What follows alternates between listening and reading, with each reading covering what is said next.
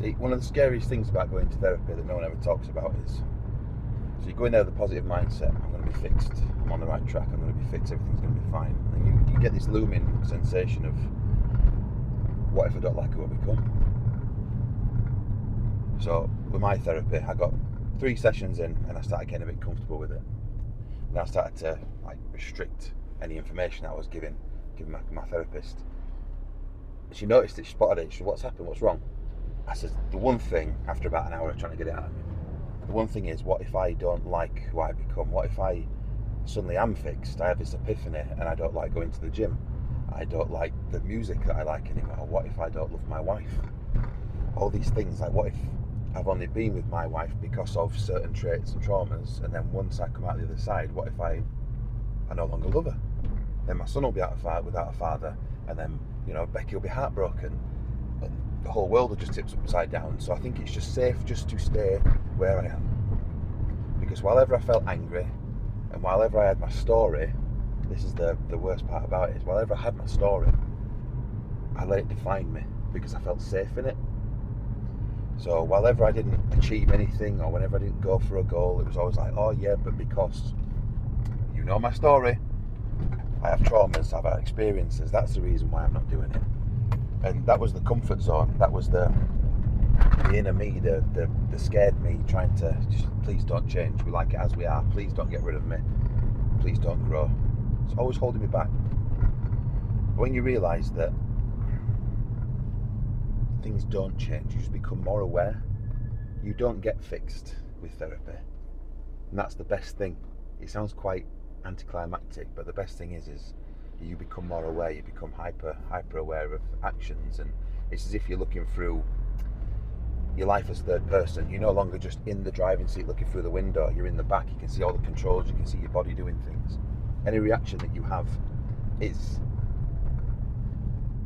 it's all you can, which is a blessing and a curse, because you try your hardest to be the best that you can be and change your ways, and you still mess up, and you see yourself still mess up, and you get pissed off. Why am I still fucking doing that? Why am I still thinking that?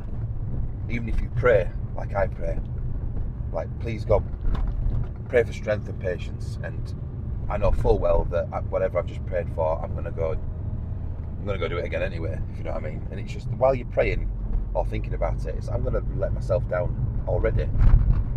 But the magic is that you notice yourself doing it.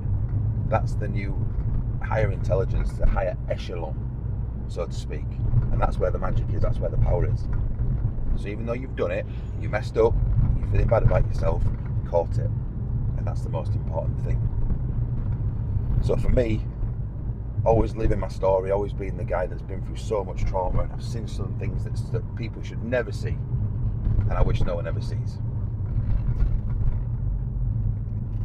I can't let it define me anymore, and that's the thing. It's part of my personality, and it's holding me back. So by letting go of that and getting a new story, it gives me new possibilities. I haven't let go of my old personality yet. I haven't let go of my old stories of who I am. But I'm excited. That's the main thing. I genuinely did think every time we got to, should we up it from 6 to 10? Like, yeah, because by session 8 I'll be fixed. We get to 10, right, should we up it to 15? Okay, yeah, because by 14 I'll definitely be fixed. And when it came to number 20, it's like, I'm never going to be fixed, am I? It's define fixed. Well, yeah, define fixed. How can you define that? So for me, one thing I'm completely grateful for is I have a wife that hasn't just thrown in the towel, seen all of my bad traits, even after therapy, because I have gone on a little bit of a not self-righteous, but really trying and pushing, proactive, I'm doing this and I'm changing that and I'm going to be better. And then she sees me doing the same shit that I've always done, or if anything, I never knew I was doing, and now it's just ramped it up even more because I thought it was the right direction. So luckily for me, and not to rub it in or boast, but she's stuck with me. I see a lot of people on my Facebook, everybody got together at the same time, they all got married at the same time, kids on Facebook at the same time, and suddenly now everyone's starting to drop off in divorce, which is tragic to me, because marriage is a big thing. is huge. And at one point, you two were best mates, you were soulmates, you couldn't get enough of each other. And to see two people that were that close suddenly just have nothing,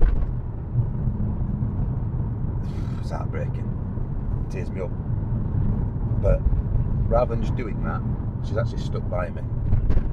And despite her feeling the way that she feels, she's held back and then she's come forward with it. And before, I'd always have an ego, like, no, I'm changing, I'm trying to better myself. I've listened to 33 self-help books, I've found Jesus, and I'm trying. Whereas I caught myself doing that. And to be honest, it's not until you see your partner get upset that it's like, right, ego aside. Because for me, ego is massive. It used to be anyway. People used to point it out all of the time. And I was like, oh, whatever, fuck off. I don't have an ego. What are you on about? I'm productive, I'm going for it, I'm being progressive, I'm a doer. It's been my biggest flaw. My ego is my biggest flaw, but also one of my greatest attributes. So I'm trying to find that balance. But yeah, she stuck by me and she hasn't given up, which is incredible. So very grateful for that. But I can't let my story define me anymore because it's toxic. And there's only so long until it starts rubbing off on my son. And he grows up with the same traits or thinks it's okay to be a certain way. So don't be scared of who you're going to become, because it's a hell of a lot better than who you are right now. And you know that's true because that's the reason why you wanted to get into therapy. So don't be scared of that. It's not as if you wake up one day and suddenly you are like the same sex, or you want to go on a, I'm babbling. But yeah, people don't talk about that sort of stuff. But just know that when you're feeling that, it's okay. It's fine. It is okay. It's normal. And what you tend to realise is that it's the same as if you get a motorbike, or say you try a new hobby. So you start airsofting, and you think, oh, I'm quite unique, I'm quite niche. I do airsoft. And then next thing you know, no one's ever spoke about it before.